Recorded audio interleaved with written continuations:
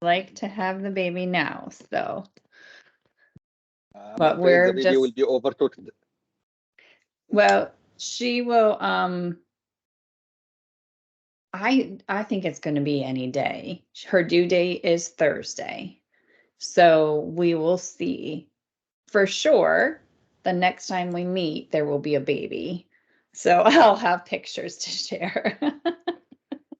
Right now, the baby is very comfortable in her mommy's womb. So we'll stick with that. Hi, Professor. How is everybody today? Doing good. Fine, Good.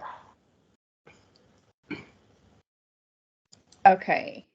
We're going to go ahead and get started because we have a lot to cover, and I want to make sure that we have an opportunity to spend a lot of time discussing what the questions are going to be for the project-based assignment. I'm going to put the agenda in the box and send it out to you all so that if you prefer to have a copy for yourselves, you have it. And let me go ahead and share my screen and get us going, unless there's any questions before. Okay. Oh, questions?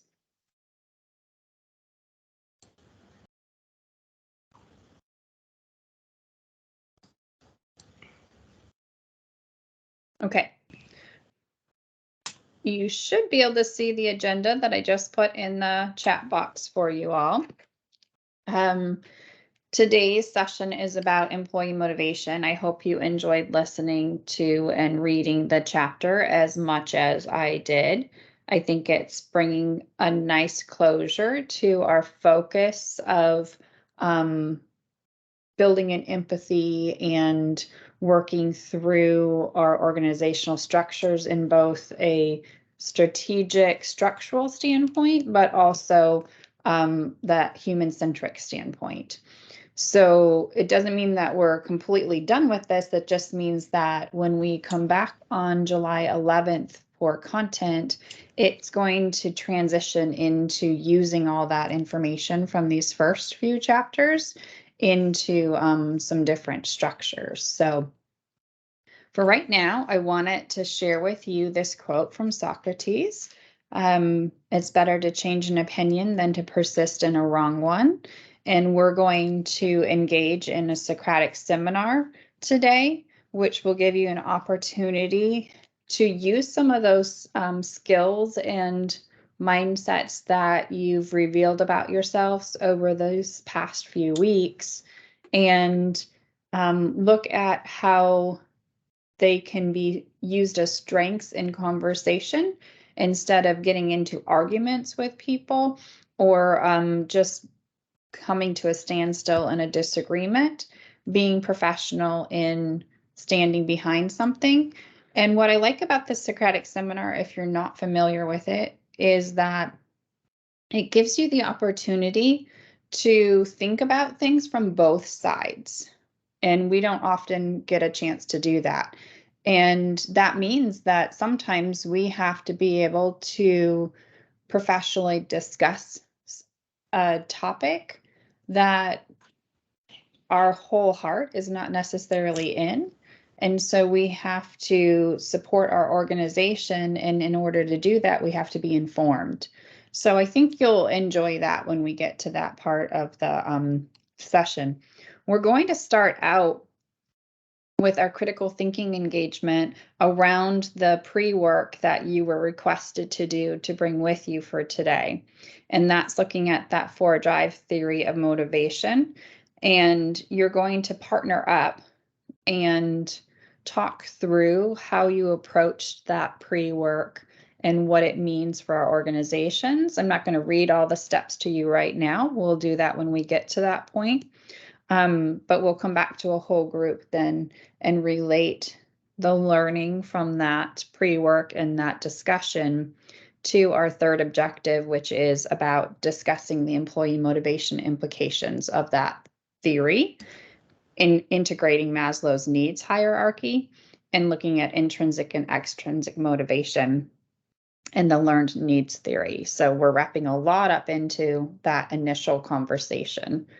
Then, as I just mentioned, we are going to look at the Socratic Method through the Socratic Seminar experience, and that will be done with 2 volunteers. Everyone will be involved, but I'll need 2 volunteers. So be thinking about being a risk taker for us and stepping out of your comfort zone. After that, we're going to look at your problem identification feedback. And it was a perfect content moment in our chapter because our chapter covered how to give feedback that's effective. And so with your draft of your problem identification, we're going to work in our teams from last week and use 3 of the components of the feedback that was mentioned on page 15 to support each other in having a strong problem identified for working on that assignment 1. That is what you'll be doing on the 4th of July instead of meeting with all of us in this virtual setting. So that leads us to that assignment. And I asked you to also bring any questions that you might have from the success criteria rubric. And we will pull that up and go through those questions. And then we will also conclude by looking at what the 11th of July will entail when we come back together.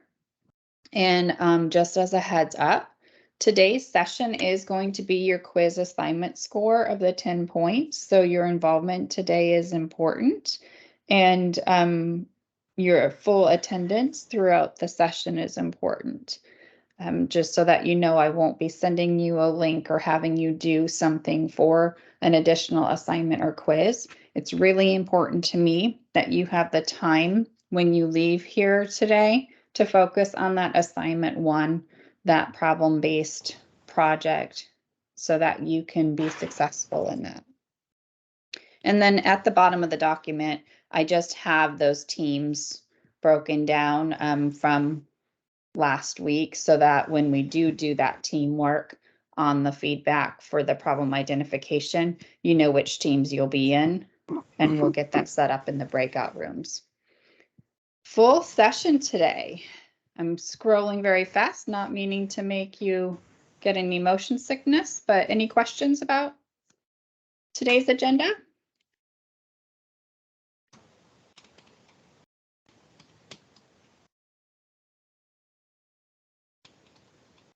Give me, okay, thank you. Okay. It is heavy agenda. All right, well, let's get into the critical thinking engagement. This exhibit from the chapter readings on the 4 drive theory of motivation, I thought was a really interesting way for you to think through not just this model, but some of the learnings that have been taking place. So what we're going to do now is we're going to go into partners, and we're going to look at how you went about completing that diagram. You had the option to do it on yourself or on someone else, talk with someone else through it. And I just made a few bullets there in relation to the proactivity of the 3 drives of acquire, bond, and comprehend. And then that reactive component from defend. And what I want you guys to do in your partnership is to have a conversation around connections or relationship to how we can help employees fulfill all 4 drives by providing sufficient rewards or learning opportunities, social interactions, and so forth. And then also organizations, how we shouldn't give employees too much or too little opportunity to fulfill each of those drives. And I noted for me, it was on page 110 of the textbook about the counterbalances. So then you will all bring in the Maslow's hierarchy model and the flaw of the model, as well as the role of it can have in transforming what we're thinking. And I'm really interested to hear your perspectives on that in relation to the 4 drive theory. After that partnership conversation, you'll come back to the whole group and we'll have an open discussion around that employee motivation implications of the model, integrating those additional things like Maslow's needs, as I already mentioned. So it's going to be a pretty full conversation for you because you'll have 20 minutes with your partner, and then you'll have 15 minutes with this whole group. I know that every partnership won't be able to share out when you come back to the whole group, but my expectation is that everyone will come back and type something in the chat box representing your discussion. And then I'll go into the chat box and select something and we'll have an open conversation orally about that. That way everybody gets a chance to share what their discussion was about. And it will feed our whole group conversation based off of things that took place in your partnerships. So what I'm going to do now is get you set up in those partnerships, and that's just going to be a random. Let's see who we have to. Yes, Lauren? Can you give an example about what we are going to do specifically? Because I'm kind of confused. Yeah, absolutely. Thank you. Please. Yes. Yes. Okay, so for example, this was what we wanted you to be thinking about as your pre-work when you came into the session today. And so if I was partnering with you, and you said, okay, you go ahead and share what you did first, I would say, okay, so I'm really looked a little deeper into what drives my ability to comprehend in my organization. And I realized the relationship between that was the bond that I have with people that I work with. And I would give examples of what that would be. I would give examples of what I'm trying to understand in my work, in my organization. And then I would look at like, so what I want to acquire is like, I'm looking at moving up in my organization. I want a higher position, or I want to have more impact on the outcomes that are occurring. And what I'm struggling with, and I see it fits in the drive to defend area, is that I really am not being heard. And I feel like I have to always like defend myself with my supervisor or my team. And then it becomes quite negative. And you might not have a drive to defend, or you might not have every single one of those things that you thought about, but I'm just giving you an example of how they can all work together. And so then what I want to take that into is I've now found myself, my mental skill set or my emotions have really caused me to step back and be quieter than I usually would be in my workforce. And that's really negative.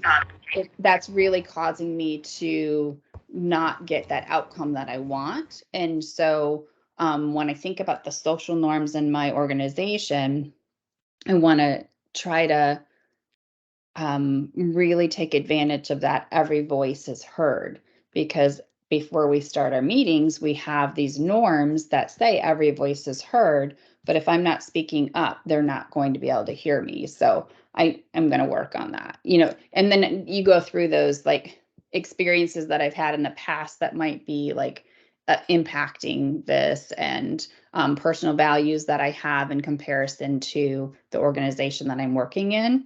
And then you go into the goal-directed choice and effort. So that's a really fast example of what that could look like. if you notice the source where this came from, it really is I can see your about screen what. actually. Oh, I'm sorry. Yes, please share. I think Wellington is sharing something, so Oh, okay, Wellington, I'm gonna need you to stop sharing, please, because that took my screen off. Here we go. Now, can you see my screen, guys? yes. Okay, I apologize. I thank you for telling me you couldn't. So that's what I just talked you through were what you have and what you were given for the pre-work. This first set of drivers, the social norms that are going across the top, the personal values, the past experiences, and how all that's building into my mental skill set and how I channel my emotions. And so then what I didn't really cover much was that goal-directed choice and effort, because I didn't want to take all of the time with you all. But does that help at all, Noran? Yes, yes.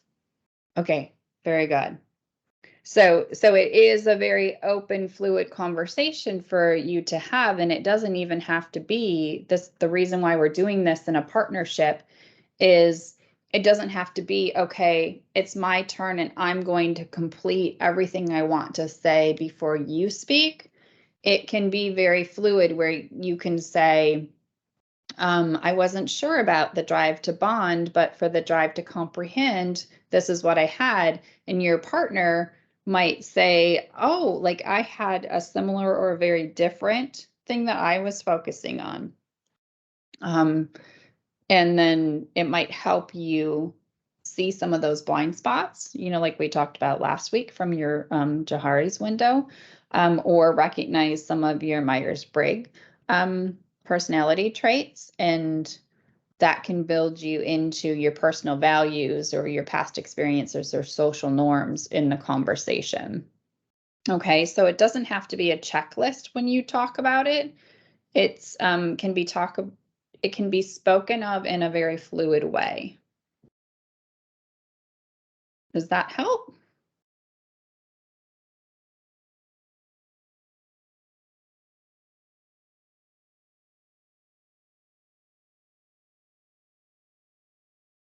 To be honest, Yes, Professor, yes, I am more confused.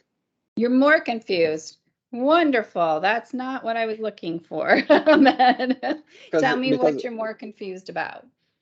Because the task was saying like we will choose a problem, either work, school, or personal, and work on it by describing it by 1 minute. Okay. So hold on a second, because I think I know where your confusion is. Sorry. Yeah. Good. I think I know where your confusion is. Let me pull up the image for today. Yeah. Okay. So what you are, I'm going to share a different screen.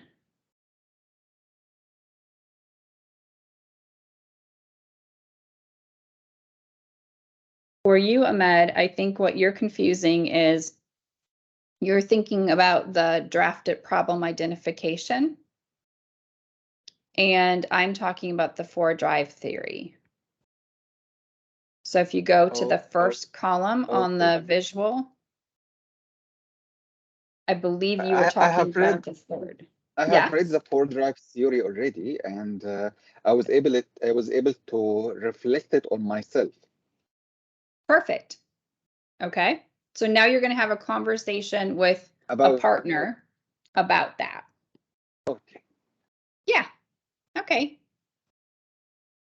So let me stop sharing that image and go back to this. If you haven't downloaded it already, it'll be helpful for you to have the steps. I'm going to go ahead and set your teams up. I think I'm going to set your, yep, here we go. Professor. Professor, Mhm. Professor.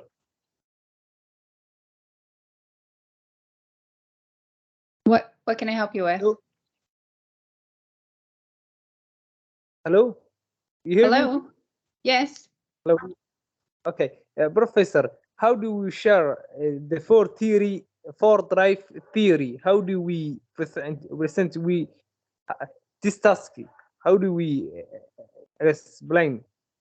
Okay, you're going to be with a partner in a breakout room, and you're going to talk about how you approached reflecting on your own role in your organization using the four drive theory, or if you interviewed someone else because you had an option to ask someone else about their experience. So you're going to take what you brought with you and have a discussion about it.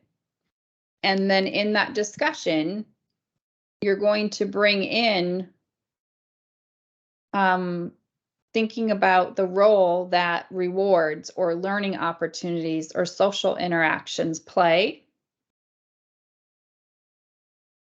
as well as when organizations shouldn't give employees too much or too little opportunity.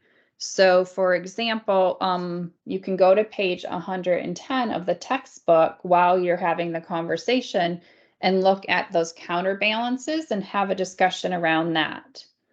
You can look at the four drive theory, how you approached your reflection that you brought with you, and discuss around Maslow's hierarchy model.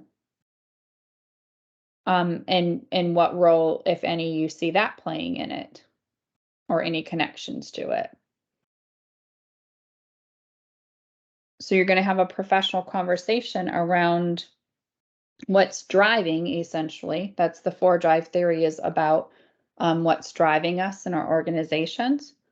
And then connect it to Maslow's hierarchy model, that is in essence about our needs. And we'll come back and have a whole group conversation as well.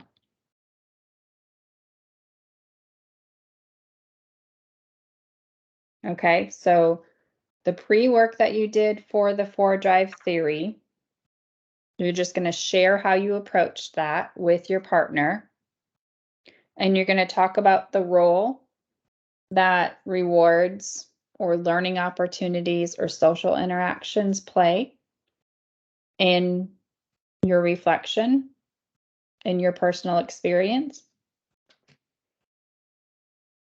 And then you're going to talk about Maslow's hierarchy model and see if you agree with that model in relation to how you looked at the four drive theory, or if the transforming role of the theory on human motivation didn't connect to you at all.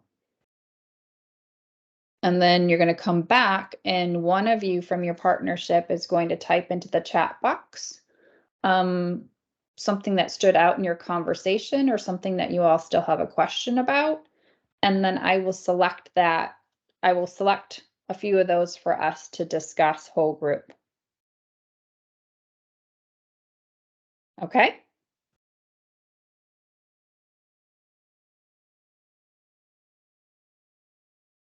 So Professor, for this, I know I'm asking too much. For this, for the four drive theory, we can apply the drives to different situations, or all related to a certain situation. Correct. I'm asking. Yes. Different or same situation. It could be. It would be amazing if you had the same situation with your partner, but it's possible. So when you're asking different or same, that's not it's 100% has to be different or 100% has to be the same.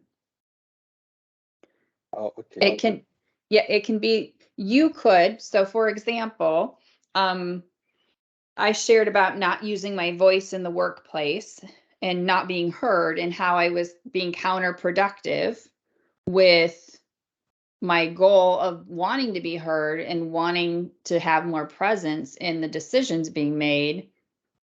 And you might be like, that's exactly what I was working on, but this is my approach, or this is my situation. So even though we're both working on being heard more in our workplace, you know, that's the same. No, this is not what I meant. Oh, okay. Tell me more. No, like for example, the drive to acquire. Okay, I can apply it or to a certain situation in my attitude or in my work in general. Okay, Correct. while the drive to bond could be a different situation or a different theoretical situation. So it could be, but generally, in what the textbook supported was how they work together. They're proactive.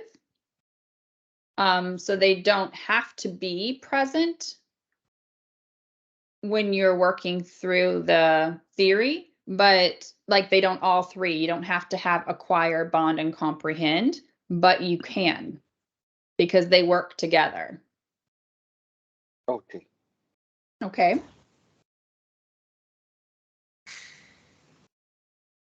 Quite often what we'll find is that if we're focusing on a drive to acquire, which is very proactive, like we know what we want and we're going to go after it, quite often our drive to bond or our drive to comprehend is like working in synchronization with that drive to acquire. So if my drive to acquire was that I wanted to move up in my company, like change from my current position from leader to director, then my drive to comprehend, that's also proactive, would be maybe taking some additional courses or shadowing people who are in the director role for me to become more successful at acquiring. So in that scenario, acquiring and comprehending would be working hand in hand. I could bring in the drive to bond and go with a mentor that was going to set goals with me and work me through steps to get me to that directorship. And then I'm doing all three: acquire, bond, and comprehend. But they match what is driving me the most, which in that example that I just gave you was to acquire. Clear.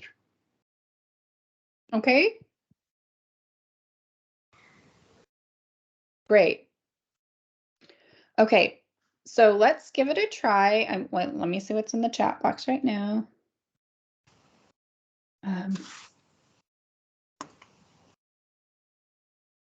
Aaliyah's network is bad.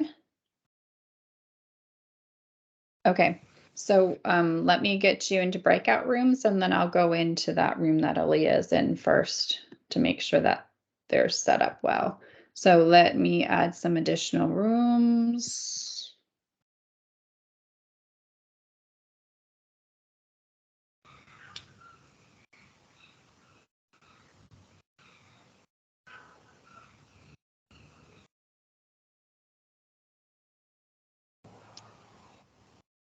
Give me 1 second.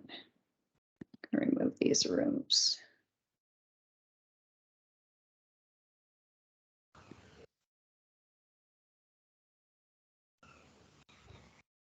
Okay.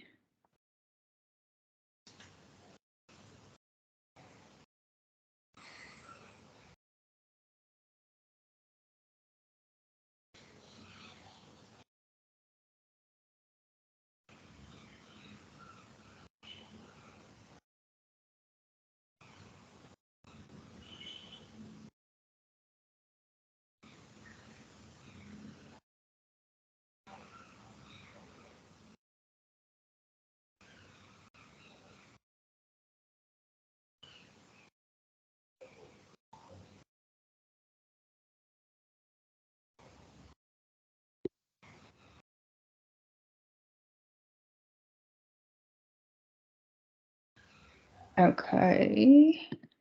I'm just getting it set up so that it's balanced.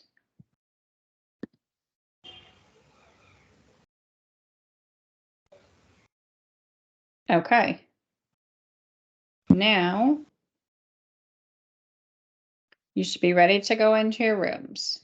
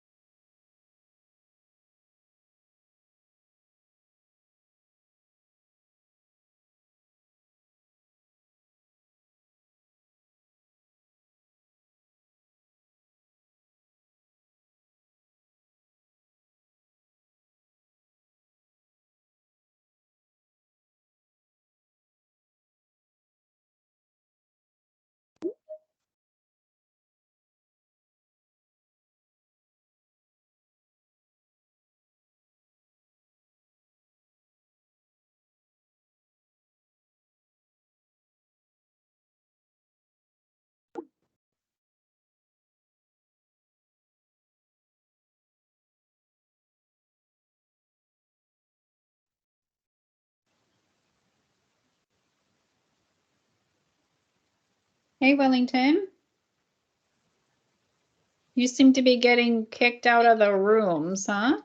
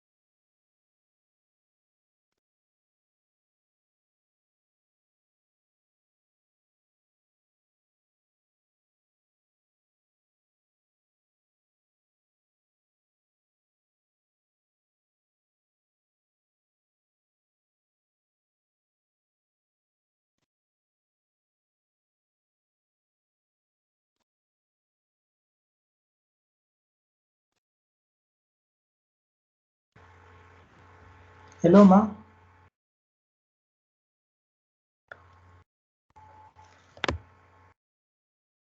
Hello, Professor.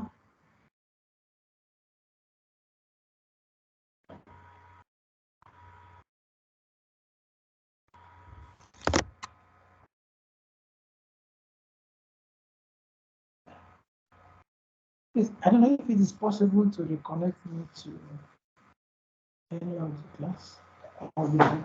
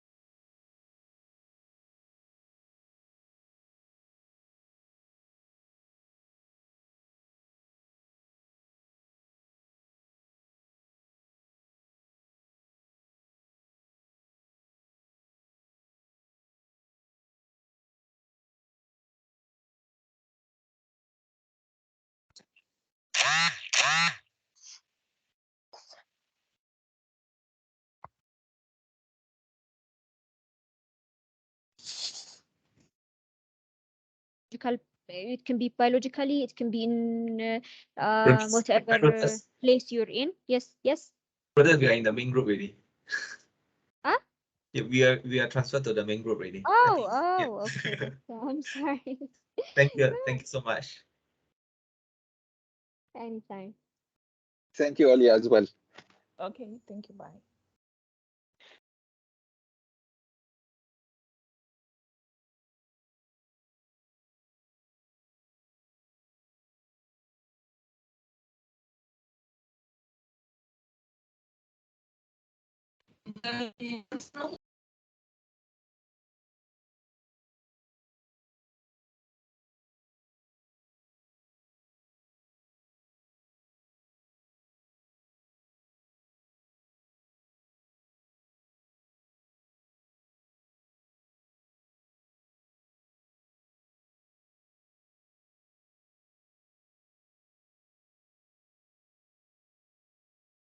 Well, hello, everyone. I got lost in outer space for a little while there. Sorry about that. Okay, so that was a difficult discussion for a lot. And it's hard when people have difficult internet connection as well. But do contribute in the chat. Just put something that was discussed that stood out for you. And I have a couple of different things for us to discuss whole group. So I'm going to go ahead and get started. I'm going to start with Nuran and your partner. And then I'm going to have Ahmed share a little bit about what was being discussed in their room as well. And then we'll see if we have time for additional. But I stepped into the tail end of a conversation that was taking place for Noran and Abdussamid. So guys, you want to share with the group? Actually, can I start? Absolutely. I can do a little summary at the beginning to link the three exercises that we felt separate at the beginning about the 4 drive theories and the Maslow's needs. So according to the drive theory, this what you like to acquire or comprehend or defend in your workplace. And according to them, you can classify them into your needs. And according to your needs, we can, the employer you're working for can do the motivation for you according to your needs. And what we were discussing, me and Abdul Samad, that we agree with Maslow's law, of course, and we believe that the hierarchy and the priorities of it will be fulfilled for each one. We only different from the starting point of each one of us. In the example we discussed with Dr. Annie, Professor Annie, that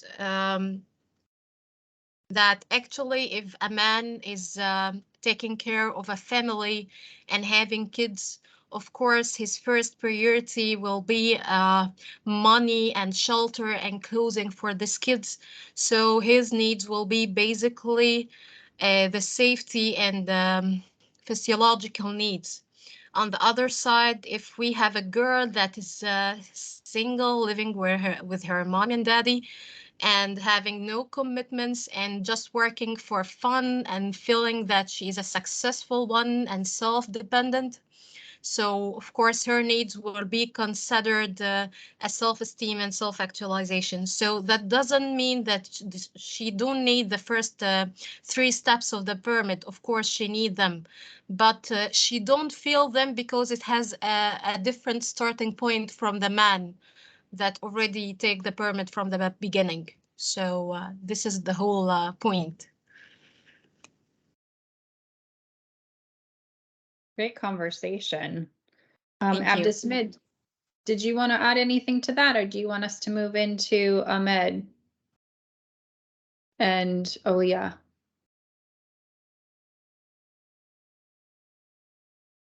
No, I don't see. Nuran has finished. Nuran finished. Yes. Okay, yeah, she very thorough always, Noran. Thank you. Thank you. Okay, so Ahmed, do you want to fill me in on the conversation that you and Aliyah had when I left, or do you want to start with where we started? No, I learned something really nice from Alia.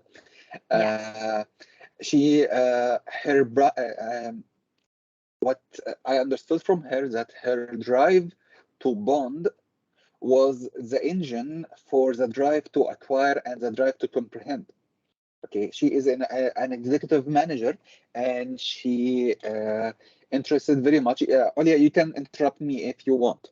Um, um, she is very interested in team bonding, in team relations. So she put plans in this direction. Okay, so when the plan get done, that's the what I understood. Okay, that's where her drive to achieve is reached. Okay, my plan is done. My plan made it. Okay, and when there is a challenges in the plan, then the drive to comprehend, to understand the situation, to understand uh, uh, what is the reason for this challenge and the way to what do you call fix it. Okay, that's the her drive to comprehend. Okay, and if we apply on this on the Maslow, okay, she already, I think, in the self-actualization, she is. This is my point of view, as I'm saying. She is already at self-actualization. She has done the psychological, the safety. She is saving. She is providing safety for herself and safety for her team. Okay, belongingness and esteem, which is matching with in coordination with her drive to bond. As I said, this is the main engine for her. Okay, she has done the belonging. I don't know how to say it. Belongingness and esteem. So I believe now she is in the self-actualization. Okay, which is yeah. So far, she's like fulfillment. Mm-hmm. Which is interesting though, Ahmed, because that's where I left off with you, with your scenario as well. A different kind of self-actualization, right? Exactly. Yeah. I was at the self-actualization, but now went very down to the psychological and safety. Yes. Yes. Yes. And we talked about that with Norian and Abdussamid as well, was because we talked about how a flaw that's believed is that it's not a hierarchy for Maslow, that you don't have to have physiological needs met in order to be looking at esteem or whatnot. And Noran beautifully defended the idea of the hierarchy and gave those two examples that she just shared with all of you. And so I think it's important to remember what she said, and I brought in some of the conversation on resiliency because it's the point, your entry point. So for the young girl that she mentioned, her needs were already met, but if her drive changed, if her drive was to be an independent single woman, then she would go back to physiological because her needs wouldn't necessarily be met by her family anymore. And she would have to work on that. Well, if I may interrupt, if you may, Yes. if I can interrupt you, I agree with both of you. with Noran that the hierarchy must be followed. Okay, and I also agree with you that it can be the hierarchy can be not followed. In my agreement with Noran, the psychological and safety, in my opinion, they're always the base. You cannot go ahead the pyramid, okay, without fulfilling these two. Okay, but you can go to esteem, or you can go to self-actualization directly. No need for the to follow the hierarchy exactly, but psychological and safety, they must, in my opinion, they must be acquired first. So for some kind, yeah, as I said, it's both of you are correct. Yes. Well, and that's where, so that is why, and I know, and I appreciate you all engaging in this critical thinking, because that's why I brought in the elements that I did. And I know that it made it more confusing to know what you were supposed to discuss with your partnership. But in your organizations, you're not going to live alone in the 4 drive theory at one point in time. And then after lunch, you go to Maslow's hierarchy of needs. And then like in the afternoon meeting, you go to your Myers-Briggs personality test. And then that evening when you're working late, you go to, sorry, you go to other elements of the content for the work, for the course. It is very much all blended and interacting together, sometimes cohesively, sometimes it's a little choppy, right? Yes. Yeah, yeah. So that's why we're grappling with all this right now. So thank you. I'm going to go ahead and take us into our next element now, and we're not going to spend as much time. Go ahead. Yes, sir. Yes, okay, Professor. I don't know how I can participate in the team. I've been having a little internet challenge, but I think trying to sort it out. Okay, thank you, Wellington. We're going to look now at, can you go ahead and mute your microphone for me though, Wellington?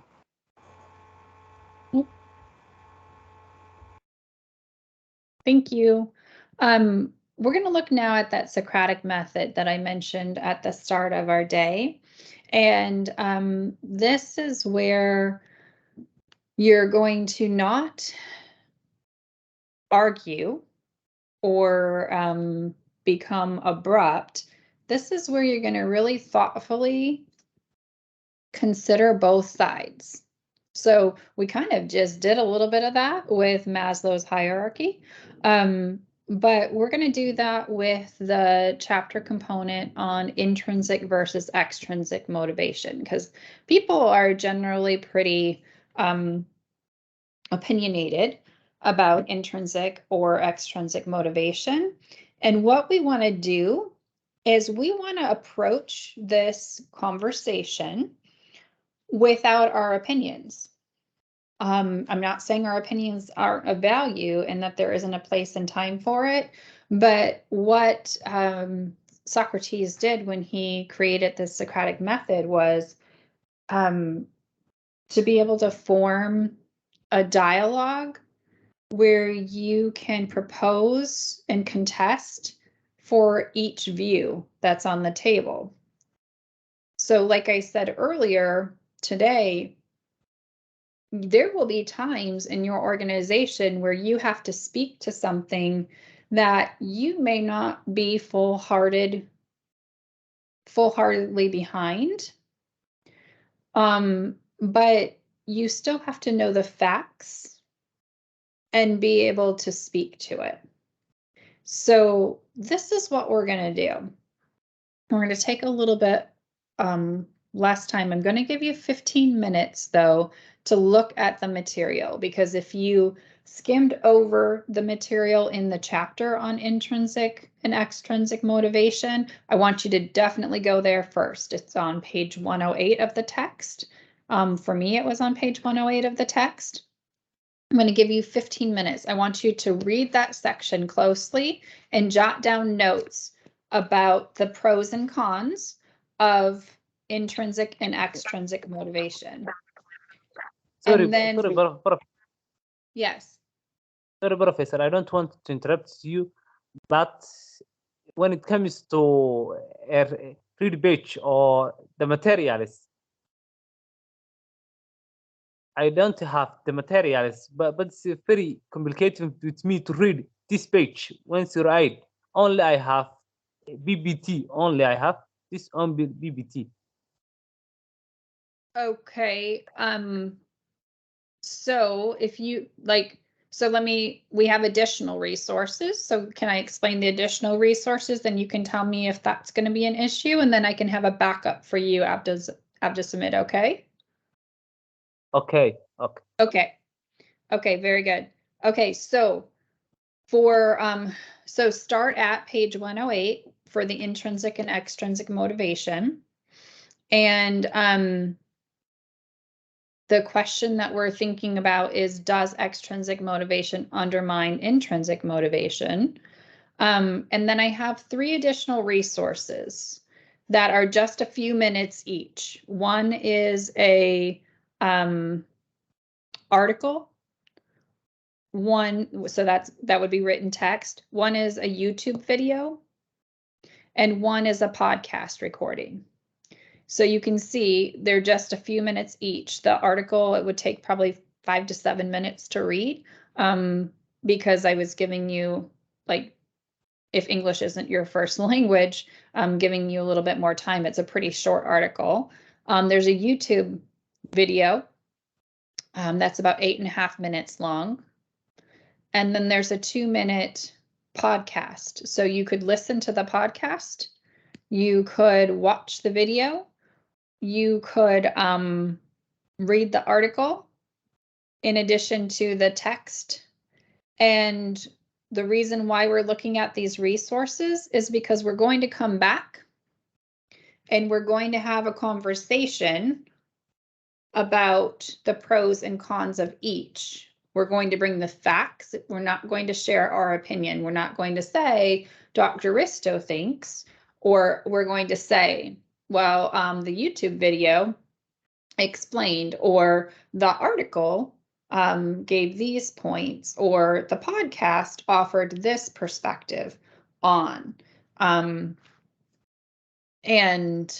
so if you have a resource on intrinsic and extrinsic motivation that is readily available to you, you're welcome to use that as well. But I wanted to give you some to work from. So we're going to take 15 minutes. So Abdussamid, in regards to your access, if you don't have access to the text for that section, and you're not able to access any of the 3 resources that I provided, go ahead and whatever search engine you can use, look up resources on intrinsic and extrinsic motivation so that you can contribute to this conversation that's going to come next. Does that work? Perfect. Yeah, okay, perfect. Thank you so much. Okay, good. I'm glad that works. Okay, so we're going to take 15 minutes. I am just going to mute my microphone, and I will give you a 2-minute warning when we're going to get ready to come back together, whole group. Everybody has this document that's on the screen. Everybody has the links, and I will also add those links directly to the chat box in case you have issues with the hyperlinking. And we're going to take 15 minutes to explore resources on intrinsic and extrinsic motivation for the purpose of coming back together around a conversation about, does extrinsic motivation undermine intrinsic motivation? So 15 minutes.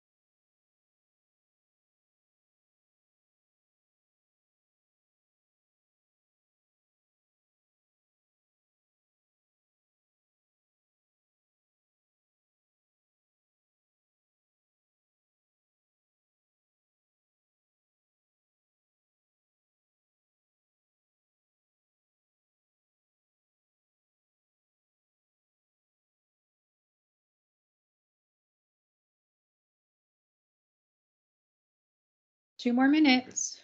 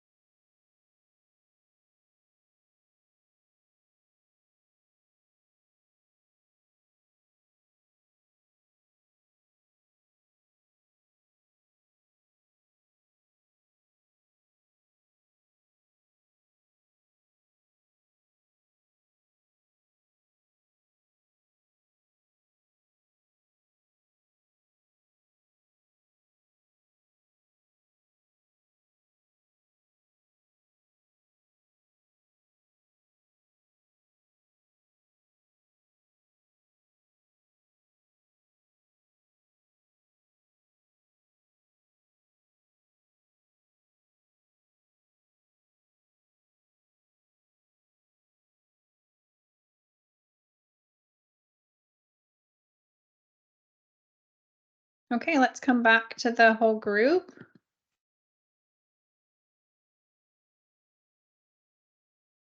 And we are going to do this a little differently than the directions on the screen. So originally, what I was going to do was have 2 people discuss the content of intrinsic and extrinsic motivation. And then and the rest we're going to listen in. So we're still going to do that. We're going to have 2 people, but we're going to do that for like 5 to 10 minutes instead of 10 to 15 minutes. And then we're going to spend some time having those people who listened into the discussion add some additional details. So while 2 people are representing intrinsic motivation and extrinsic motivation. So one person will speak to the role of intrinsic motivation or from that lens. The second person will speak to the role of extrinsic motivation and through that lens. They'll discuss, not debate. They'll be courteous with each other. They'll focus on the goal being a deeper understanding of both extrinsic and intrinsic motivation. And they're going to respect different thoughts and ideas. So I need 2 volunteers. And if not, I will go ahead and select a couple of people. But I need someone who's willing to carry on a conversation for 5 to 10 minutes representing extrinsic or intrinsic motivation. I need 2 people. Who's it going to be?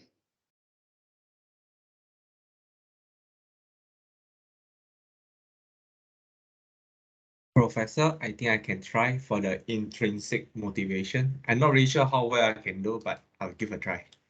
Okay, thank you. And Ahmed, I was see going your for hand. that. Yes. I was going for the intrinsic. I'm going for the intrinsic. Well, Ahmed, how about extrinsic? And this is what we're going to do. We're going to give you guys, I'll set the timer for 5 minutes. And then for 5 minutes, the 2 of you are going to have a conversation about intrinsic and extrinsic motivation, focusing on, does extrinsic motivation undermine intrinsic motivation?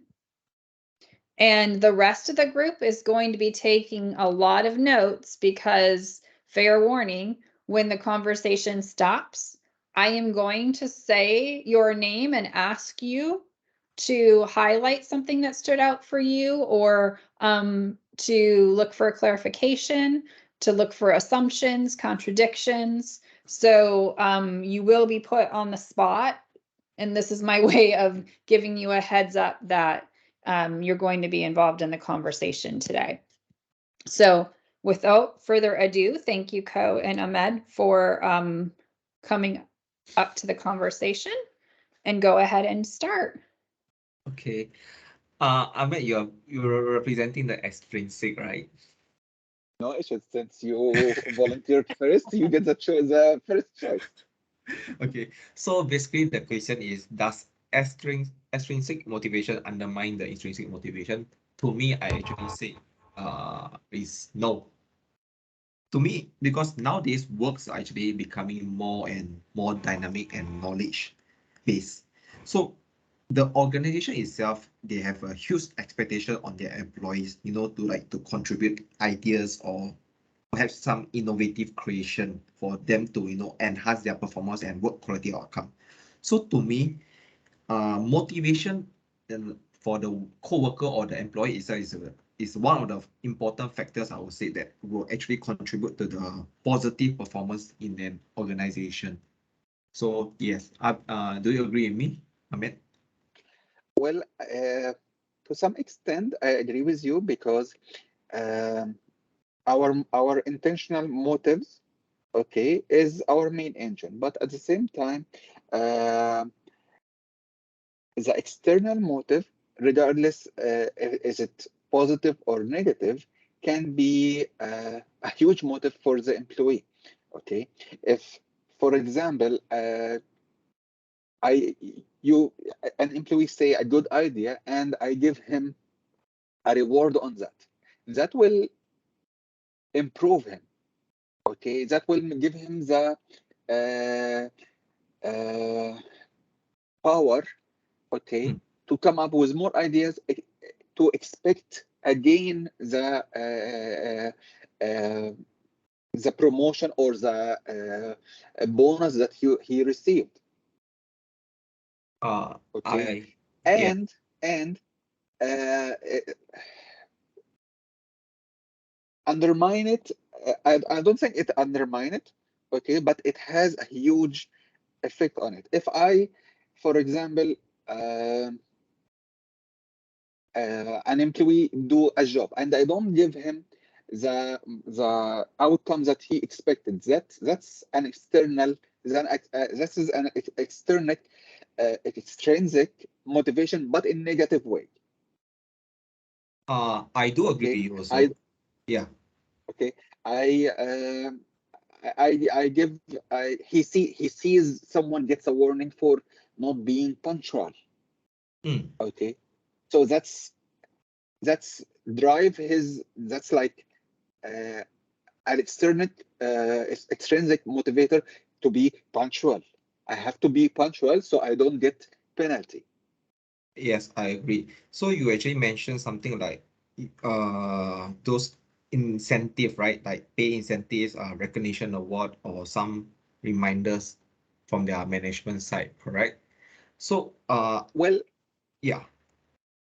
Sometimes the extrinsic motivator, if it is steady, you need somehow something like play a factor to contribute to their achievements, is it? No, again, please. You're trying to say that the incentives they are given out is like for their contribution, recognize their contribution, is it? If it is unexpected, it will improve the intrinsic. But if it is expected, okay, the employee might still be forced to follow the rules, to be either to continue to receive this incentive, or to avoid, for example, a penalty. Sorry, your line is cutting. I couldn't hear clearly.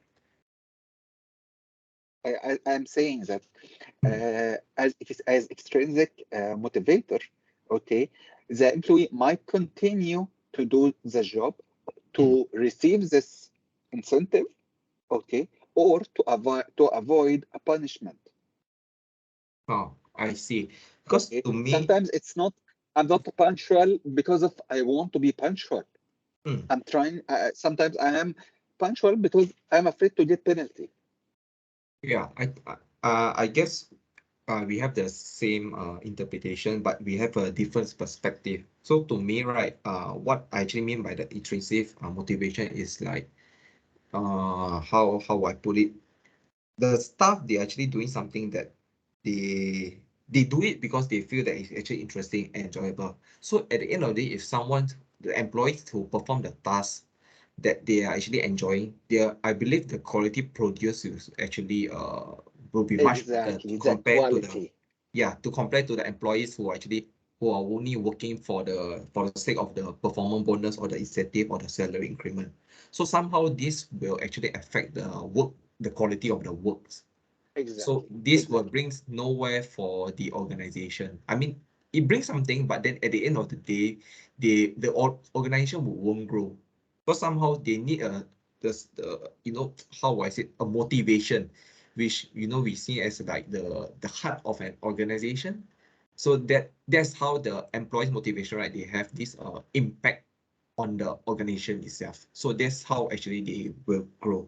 That's what actually I was. So Yeah. in order to point it, okay, intrinsic motivation will affect the quality, okay, while extrinsic motivator will affect the consistency. Consistency. Yes, doing the same thing repeatedly. Okay, you are coming to work every day. Okay, to so at the end of the month you will receive your paycheck. Okay, but you are doing your job every day to the maximum because your intrinsic motivator.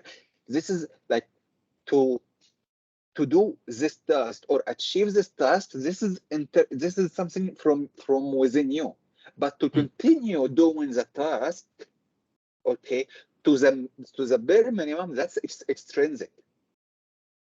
Yeah, okay. I understand what you're trying to say. So to me, actually, so we go back to the question, does extrinsic motivation undermine intrinsic motivation? To me, it doesn't undermine them, but somehow they actually synergize well with each other. They complement well with each other. So basically, we can have a balance between the intrinsic motivation and extrinsic motivation.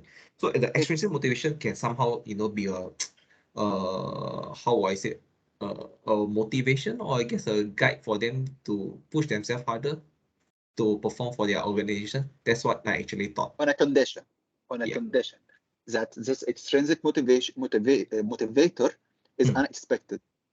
Yes, correct. If it is expected, then your intrinsic motivator might be less. I do agree with you, because no matter how much the employer wants their employee to work, how I say, work well for them, I don't think all employees, right, they will work. I mean, they do find the job interesting for them, but then I don't think they'll work well enough, without getting any paid or receiving rewards in return. So somehow I do agree also that extrinsic motivation is do play their parts, play their It role. depends on the employee. I Yes, have yes. employees in my company who have been there for 16 years, okay, and they are so fed up, but they are afraid to go outside. So they are continuing to do the job because they are afraid that they may not be qualified enough to work outside.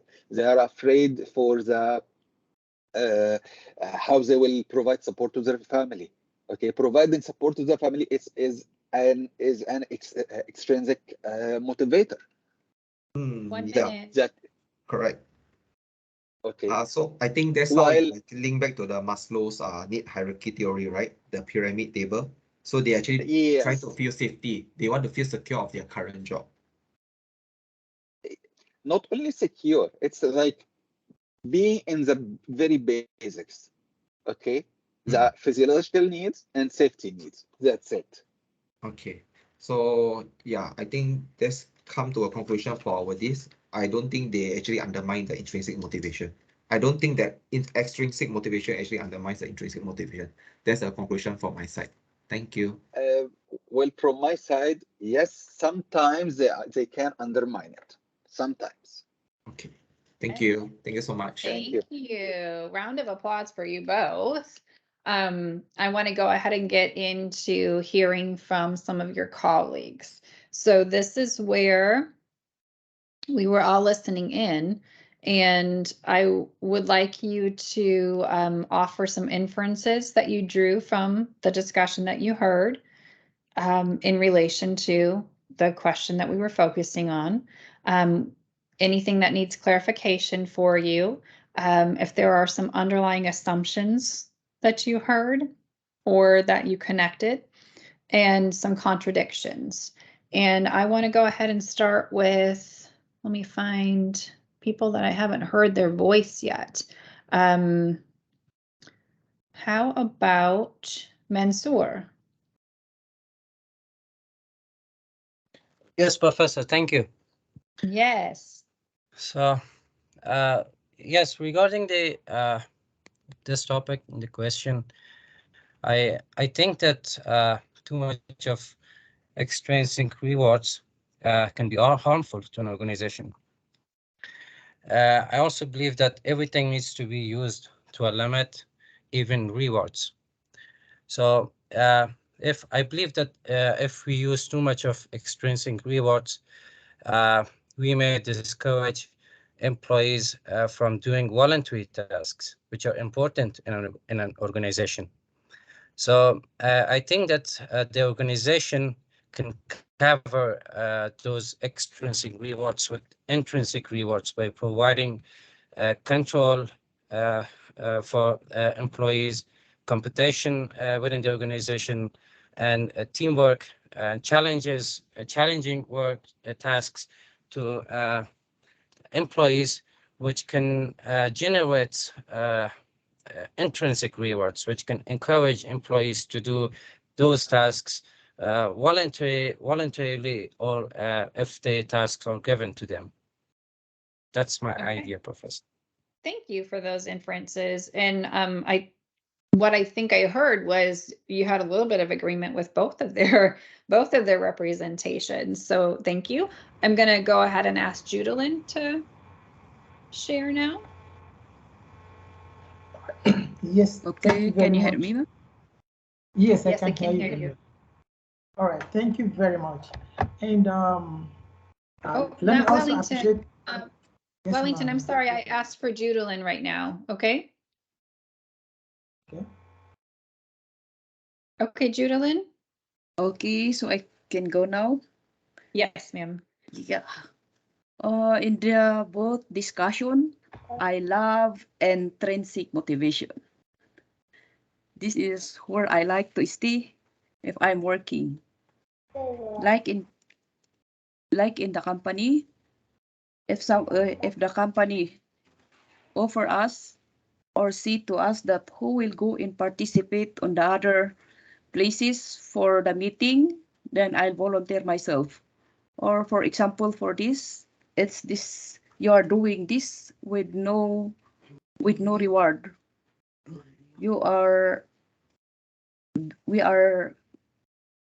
It's not part of the reward when we do this. It seems we do this voluntarily. Like in the one company, sometimes they offer us to go for a walk or go for a visit, then I volunteer myself. So I can see that I love this intrinsic motivation. Thank you. Thank you, Judalyn. So you are definitely towards intrinsic, and I just want to challenge you a little bit to make sure that you have some sound research behind the intrinsic instead of it being your opinion or your experience, just so that when you're leading a group, you're not inadvertently missing out on other people's voices because they might tend to agree with you because you're the leader instead of really understanding what it is. So that's just something to work on. Everybody has to work on that all the time. Chan, what do you have to contribute to the discussion?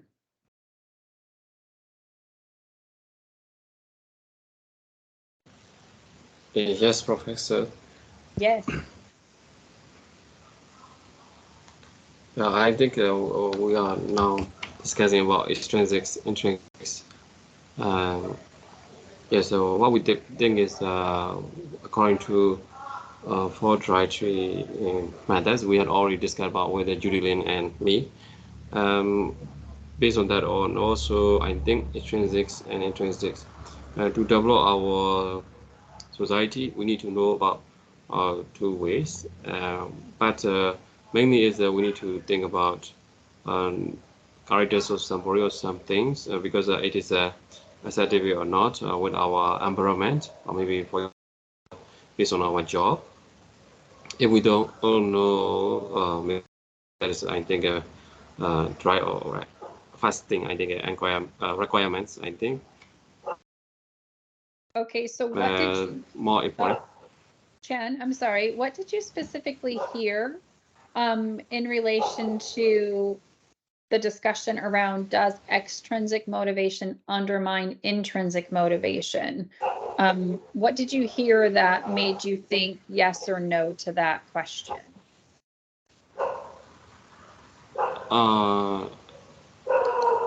For me, I think it's intrinsic. They mostly discuss about maybe from I think he's from Singapore. He think about is being intrinsics mostly. Yes, I agree it that's part because we need to think about the nature of the characters if we would like to motivate others because if we don't know their natures, we cannot motivate them to get our maybe for example to develop our group or maybe because maybe when we teach the students if we don't know his background, that means the nature, we cannot approach, we cannot touch their treasure to open their treasure. Actually they can learn it well, but we don't know his nature. That's why we cannot approach or we cannot send him to the lesson. And that is we need to think about their nature also. That's a Thank great, you, okay. Professor. Yes. I almost gave my opinion on that. Thank you for bringing in that perspective, Chen. Rhodas, can you wrap up our discussion for us? What were your considerations? Okay. The points I've collected from the discussion that they were discussing is one, intrinsic creates quality, and extrinsic creates consistency, as I think Hamad Awad mentioned. And I believe that intrinsic motivation undermines extrinsic motivation undermines intrinsic motivation when it's done when it's overly done, because sometimes when people that are intrinsically motivated doing their job, and when you continuously give them reward, they might not see the point of it, and they might even consider it as a bribe. So that's my point of view. Thank you so much. I appreciate that. I know everyone didn't get a chance to speak on this, but we had some interesting perspectives represented. And let me remind you why we did this engagement today is because in your workplace, in your organization, you're going to be put into positions where you are going to be focusing on, I like how like Chan had said, you have to know the nature of the person. Are they more intrinsically or extrinsically motivated? That's really important. And then like Rhodas just said, we have to really look at what is undermining, and extrinsic motivation can really undermine when it's overly done. And she gave an example of that. So the motivation itself is the heart of the organization, one of you shared. So what's important is that you're able to speak to topics not just to the topic of extrinsic motivation and intrinsic motivation, to understand that that's one component of this course. But another layer is for you to be able to have skilled conversation that doesn't persuade someone to your opinion, but that offers the facts that allows people to make an educated decision about something. And like I had said with Judalyn earlier, before we offer our opinion, we want to make sure that we have given everyone an opportunity to have their voice be heard if we're looking for consensus in moving ahead on a project, because the worst way to sabotage the success of something we're working on is to be working with blinders on and expecting everyone to do just what you want them to do, because the way that you're seeing the outcome will look very differently than the outcome you get if you don't have ownership from the people on your team. And one way to get ownership is to have these open conversations that inform, and it informs them on what they're leaning towards, and it gives you a lot of information about what to look out for in your teams when they're working in relation to motivation. So thank you everyone for your engagement on that one. I know that was a lot shorter than I had originally planned on us doing, but I think that it gave you the experience to be able to reflect on the importance of how to know when to use your opinion and how to know when to provide fact and information in order to support motivation in your workplace. So, Professor, yes, can I add one add-on, please? absolutely. It wasn't mentioned during the conversation, but I believe it is a factor too in the type of motivation. It depends on the organization scale and organization type and the field that the organization work in. For example, if I'm working in a voluntary organizations, which are too much having a high number around the world, so I can't expect from them an extrinsic motivation, for example, because they can support me with this type of motivation. On the other side, if I'm working for an international company with a very high number of employees, and intrinsic motivation will not be very much considered in this type of organization. So mostly what they can support is extrinsic motivation. So it depends too on the organization type. Okay, I'm going to agree with you partially, okay? And the reason why I say partially is because no matter the size of the organization, let's take that example. When you said if it's a large organization, they can only really offer extrinsic.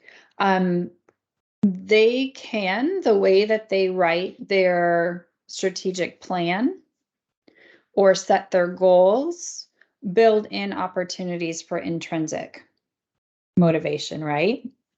And they can also offer, like, go into the drivers, the 4 drivers theory that we just looked at.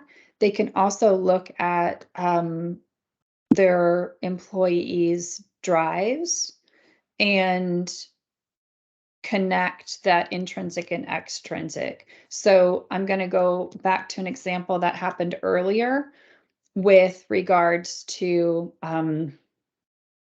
what was it that we were talking about, Ahmed? It was about, someone said, I think it was Ahmed that said, like, if people, they show up for work because they'll receive a like a loss in pay or something will happen. They will receive a penalty if they don't show on time. Yes, yeah, if they don't show up on time. So your employee might show up on time because of that extrinsic factor that came into play, but it doesn't mean that they're going to be any more productive than if they were there less time, if that makes sense. Right? It doesn't change the productivity. It gets the person at the desk in the seat at the time that you want them there, but it doesn't change their approach to work. So you as a manager would need to recognize some of their intrinsic factors to help them become more productive in that scenario. Yes, I agree with you, but if I'm a manager and I manage a 50 members team, I guess he will not remember the names even by the time. So at very large scale organization, sometimes intrinsic motivation, and actually I see organization of these types here. They always motivate through extrinsic factor like money because they can't give the intrinsic motivation. They are not capable of because resources are too much and they change regularly.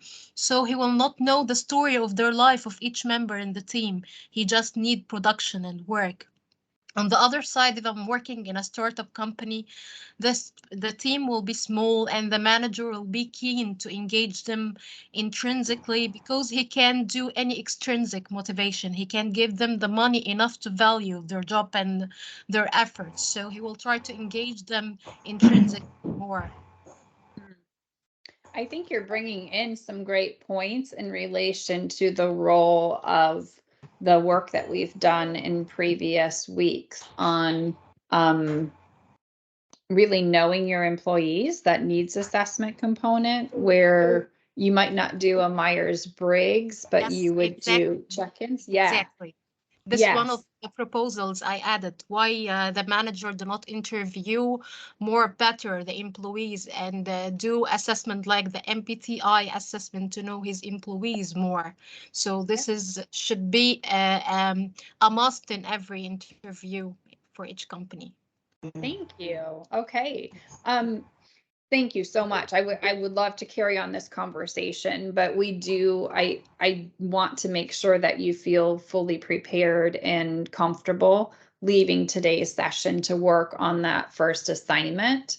And one of the things that we are going to do now is we're going to look at that problem identification that you brought in.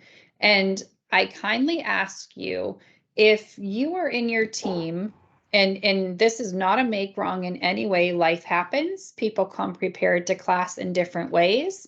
But if you're in your team and you don't have a problem identified, please don't take time from your colleagues who came prepared. You can contribute. You won't get to have their insights on your problem, but you can still contribute and give feedback to them on their problem, which will in return help you develop your problem identification, to be able to identify your problem. So I want you to like be cognitive of, if you're not prepared, that's okay. But we're not going to take time away from your group when you're with them to start to write or draft out your problem. You can make notes that will help you. Go ahead and do that afterwards. But the purpose of this group work is to give feedback to people who came prepared with their problem drafted out that they want to use for their problem-based project.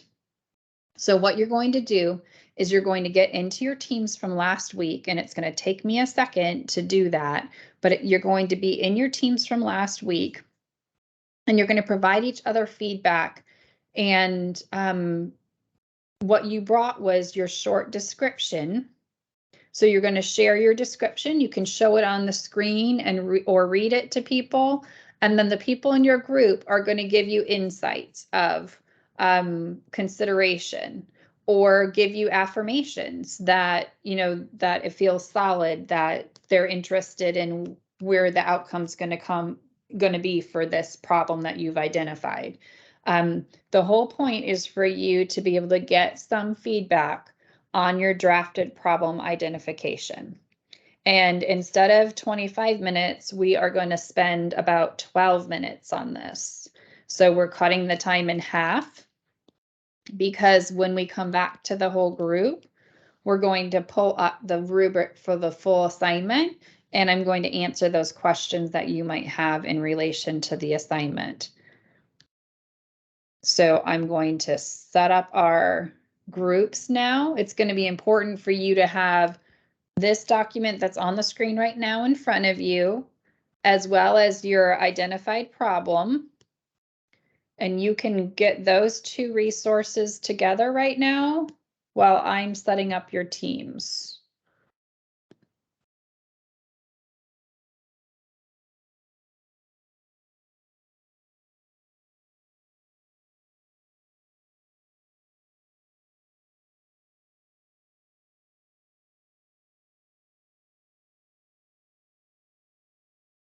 Okay, here we go.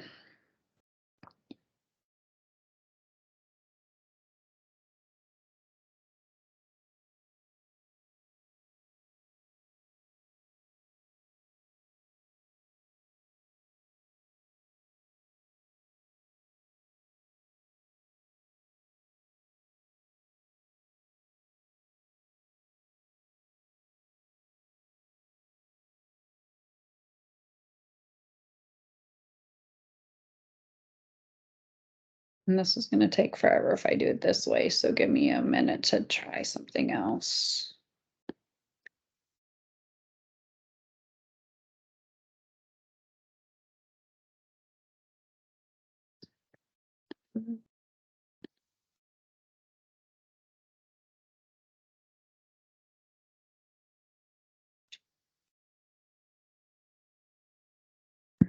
Three.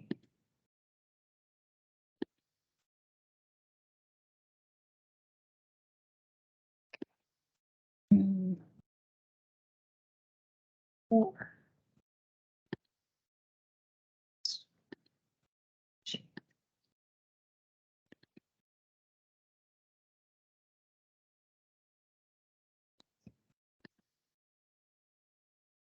Yeah. 2 plus Ellington. 320.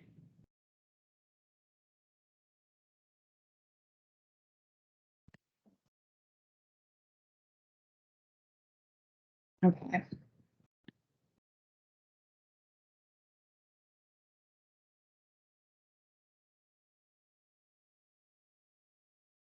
Your rooms are now being opened. I'll see you in about 11 minutes.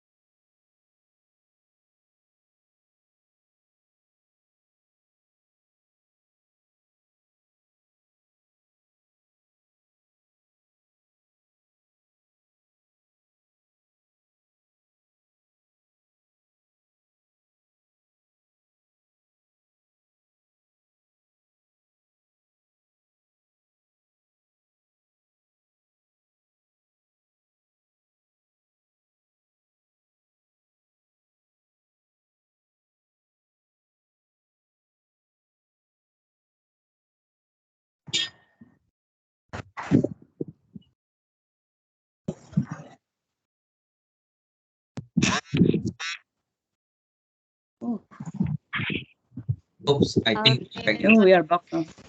Yeah, our time is up. Yeah, so it's kind of abrupt Yeah. when it just like brings you out of your room into the main room. I apologize about that, but for us to be able to honor our time frame, we have to keep moving. I think I will, when we meet back physically, you know, like virtually on the 11th of June, I think I'll do a survey with you all to get some insights on what you want to spend more time on in the structures that we do during our 2.5 hours that we're together. For right now, I wanted to take you to what's on the screen. This was the document. If you were in the middle of getting your feedback, or if you have some more considerations, this is what you're going to anchor your problem that you're identifying to. These directions here, and there's a document that supports you in doing that,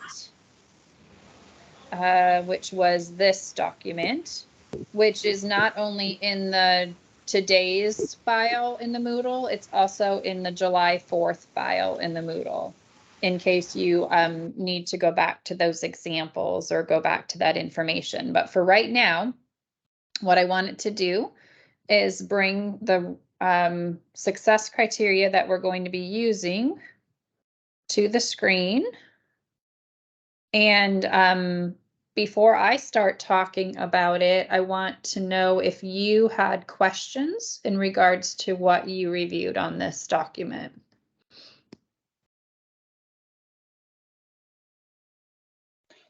Professor, in terms of the problems, Yes.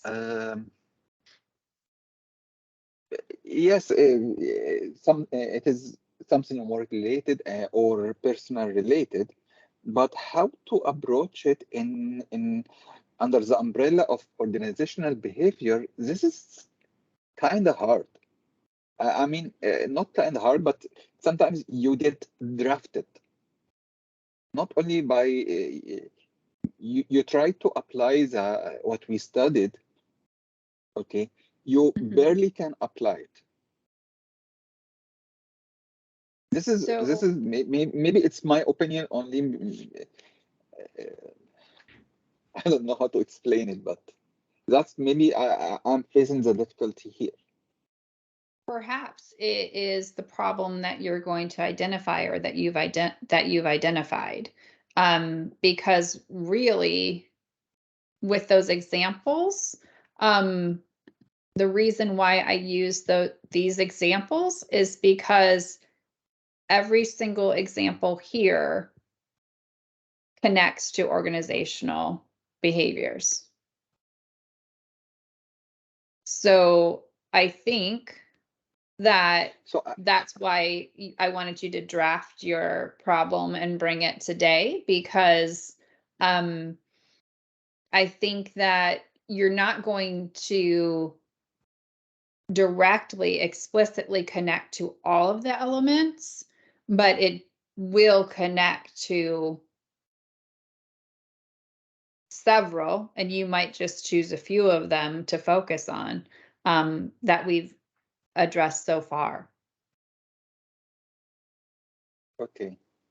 Okay. Okay. Okay. Mm-hmm. Thank you. Thank you. Any other insights about the success criteria for this assignment? Just a question. We are going to work with more than 2 problems that we identified from, if it's a work problem, are we going to, like, if it's more than 3 problems, we're going to like work with them in stages, or is it just one problem that we have identified? Just the one problem.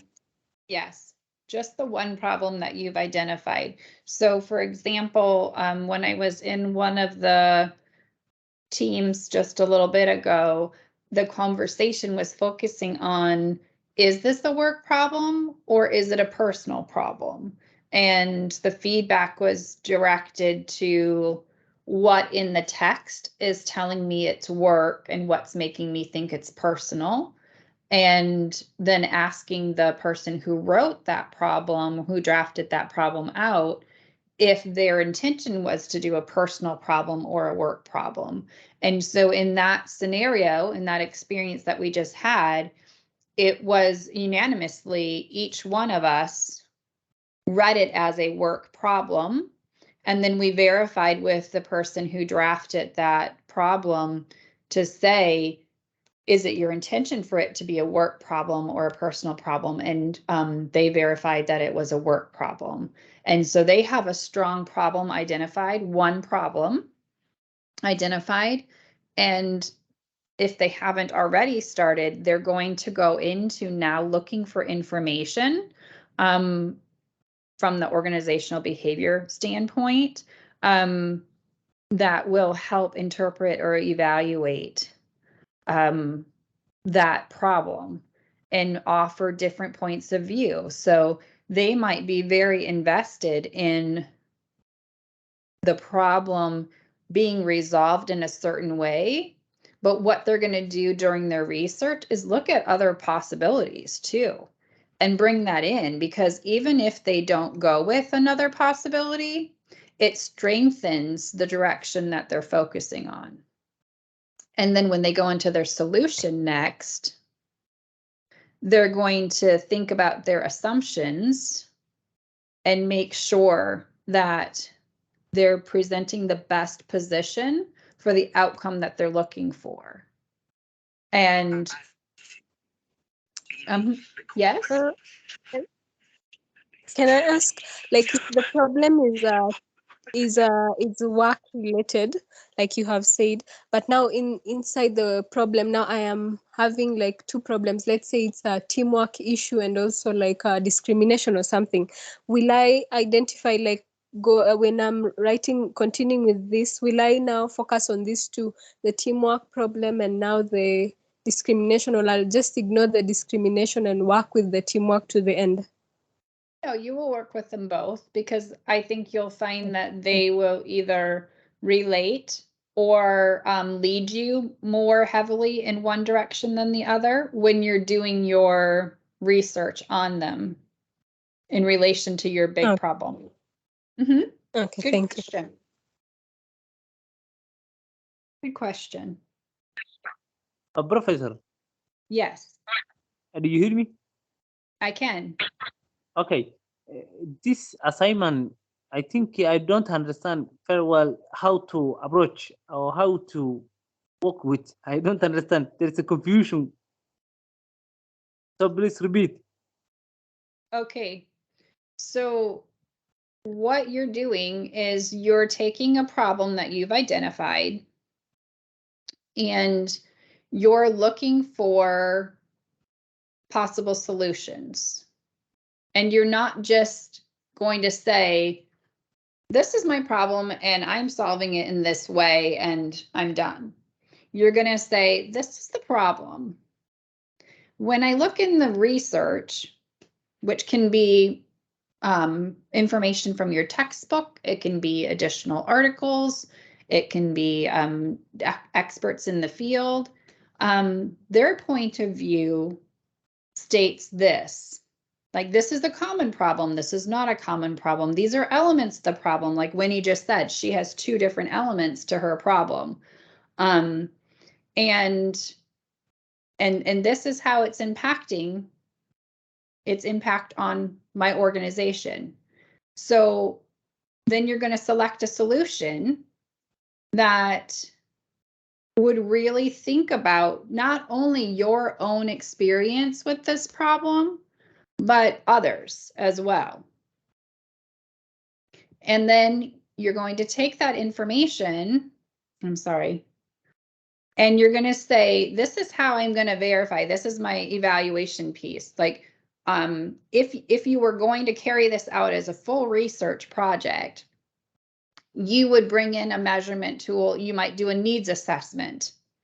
If I'm saying my problem that is identified is 75% of my colleagues are late for work. So if I were going to carry this out as real research, what I would write for my measurement component would be a needs assessment and what kinds of questions would I ask my colleagues to get at the root of the problem of why they're not at work on time. And then you're going to present that information to us all on the 11th of July. And you're going to have 10 minutes. So you're not going to give every detail. You're not going to read the paper to us. You're going to just give us the problem, what you learned in the research, how you landed on the solution you did, and what you would use to be able to know if your problem was going to actually come to the end of that goal. Like I gave the example, you could do a needs assessment. Another measurement piece that you could do could be quality check interviews with people. You know, how are you going to make sure that what you think is the solution could actually like be beneficial to solve this problem? You're going to share that information with us on July 11th in a presentation. And we're going to have a feedback tool that we are going to give you feedback. So you're going to have time after the presentation on the 11th, after the 10 minutes, to take our feedback and reflect. And that's trying to change the page. That's the next page, which why is it not showing up on the screen right now? Hold on. That's what we're going to do on the 11th. And so then you'll have 48 hours to make any adjustments that you want to your paper and upload it to the link that's there in the Moodle. So what you're doing is why it's called a problem-based project is you're focusing on a problem in organizational behavior studies, which can take place.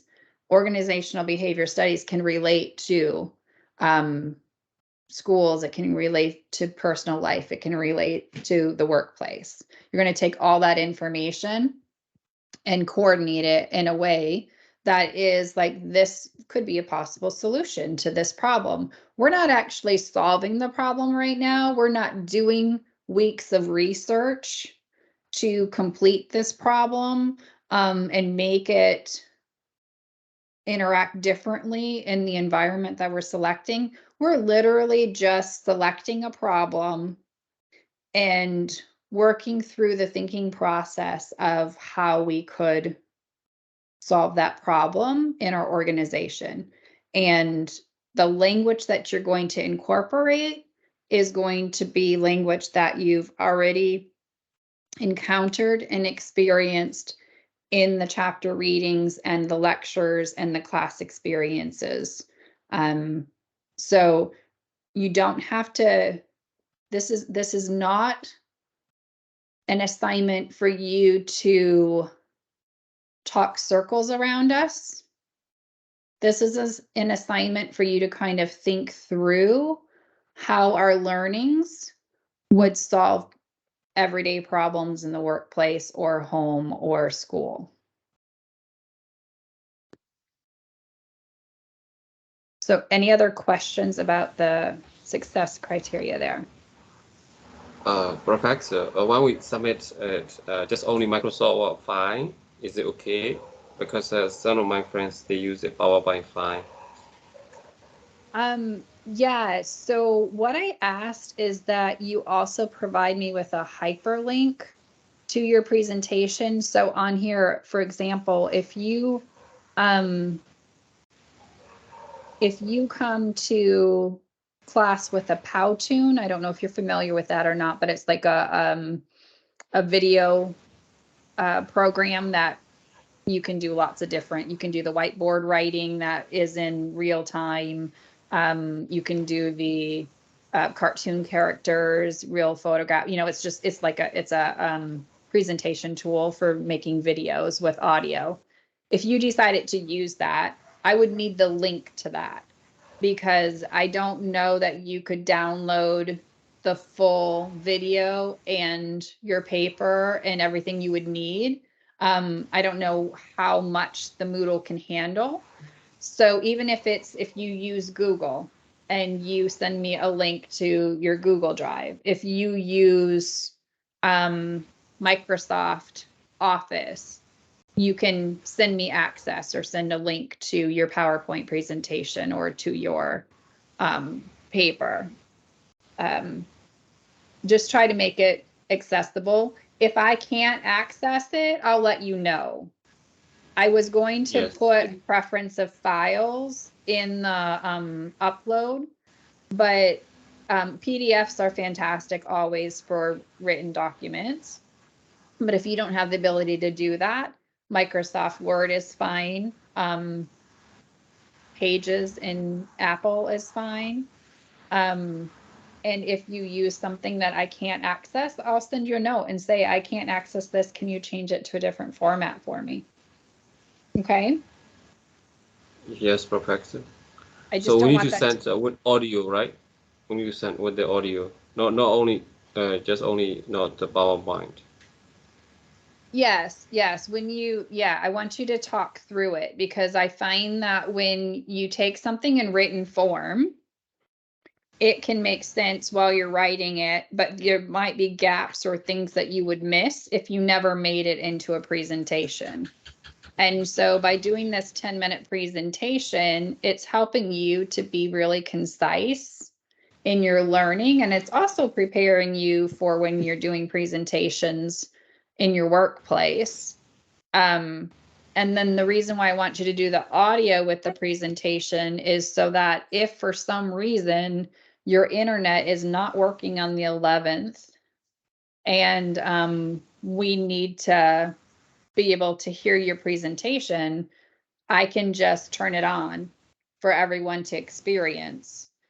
Because some of you have internet going in and out all the time, or your audio breaks up, and that way we have a backup so that you can still have a professional representation and get the full points possible for that section and not have points deducted because of a technology issue. Okay? Yes, Professor. Okay. All right. I am available through WhatsApp. Like, you can ask questions. Class, like, I know that we're 8 minutes over. I will hang on for a little bit if you have more questions for me, but you are welcome to leave. We are recording and we'll keep recording until I hang up. But do reach out to me. Just because it's a holiday here in the US next week doesn't mean I'm not available. So do reach out if you have questions, and I will be sure to guide you, because I'm sure while you start to work on it, you may question yourself. And I don't want you to feel uncomfortable when you come on the 11th to present. I want you to feel confident so that we can all have an excellent experience. So I'll stay on for additional questions, but if you don't have any other questions, you're welcome to go ahead and log off. Thank you, Professor. Good night. Thank you. Have a good night. Thank you. Thank you. Professor, can we Thank you, also ma'am. communicate with each other? Professor, when is the deadline to submit it? The deadline to submit it is, I will show you. I just put that in the Moodle before we started. So let me take you there. I'm going to share. Let me change my screen share. Oh, wrong one. I got to change it again. Hold on. We want this one. Okay. So I just put it in here. It's open for today. I already opened it. You'll upload on the 11th, but it's not due until here. Let me click on it. See if it'll tell you.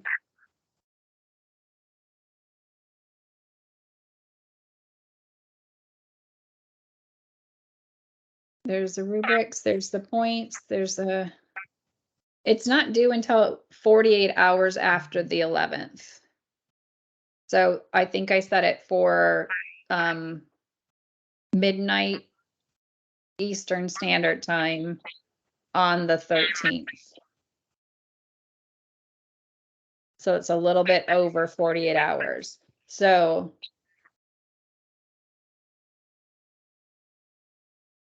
this is what it says right here. Professionally written paper, including the link to the presentation, will be uploaded to the Moodle within 48 hours of the class session on the 11th. Thank Oh, you. so Okay. ma'am, can I ask? Thank you. Thank you, Can I ask Professor. question, ma'am? Absolutely. Ma'am, so we submit our work by group? No, we are not submitting our work by group. It's an individual submission. Can we communicate with each other, like asking for Absolutely. each other feedback? Because I feel like communicating with you only is like cheating. We are asking the source to give us information or to give us Yeah. support. Yeah, no, absolutely. Yeah, go ahead and like in Teams, you can go into the Teams or wherever, and then that way I can chime in if I want to add or affirm what you're asking each other. But yeah, and even if you want to just reach out to your small groups and say, hey, how are you going about this? How are you going about that? The goal of the assignment, because if you always work backwards from what's the purpose of this, the goal of the assignment is for you to look at a problem within an organization, incorporate those behavioral study components that we've already talked about that relate, and think about a viable solution that wouldn't just be a win for you, but that would be a win for your organization. That's what I'm asking you to consider here. That encompasses the objectives that we've been looking at so far throughout the semester. And the reason why I focus on just those first two sections, first two columns of the success criteria is because you will find that my goal is for you to be successful. Now, I'm not going to write the paper for you. I'm not going to do the presentation for you, but I'm going to give you feedback and I'm going to give you every opportunity to be successful, because that's what I would want you to do as a leader, as a manager in your organization. So I'll model that. But if you're not doing the work and you're expecting to be carried, then it's not right for everyone else in our organization, our class, to be able to grapple with things and kind of be uncomfortable and work through it and grow. We're not going to do that for you. We're going to support you in wherever you're at and whatever you're putting into the work itself. Does that make sense? Totally. Okay. Totally. Very good. Professor, Yes. I have one small comment out of the assignment, but at the 11th of July, we will have a holidays here, and I think some guys will be coming with me in that. So we will do as much as possible to attend, but it will be a feast day, so we cannot. I think I can guarantee that 100%. So I will prepare my materials and the presentation and all things to be ready if I didn't attend, but I will try as much as possible so Your Excellency will be able to present the material. Thank you, Noran, for explaining that to me. And if whoever is involved in that holiday, you reach out to me, like, and let me know, we can make sure that we use the video recordings from your presentations that day. By no means do I want you to disrespect the holiday that you have. That's why we're doing the recordings also. So, it is totally acceptable for you to send me a note and say my recording is uploaded. I won't be there because of this holiday. And then we will work with it. And we may come back on the 18th when we meet and have some questions for you, but I'll let you know between the 11th and the 18th, okay? Okay, thank you. But we will try Thank you. to. Thank you.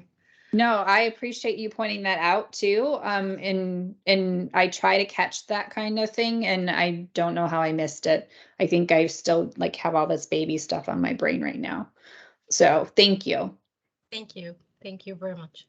Mm-hmm. If you don't have any other questions, Thank you. Goodbye. thank you. Thank you, Professor. Have a good day. You too. Stay safe and healthy, guys. And women, Thank you, men and Professor. women. Thank you. Bye and thank you, ma'am. Thank you. Bye.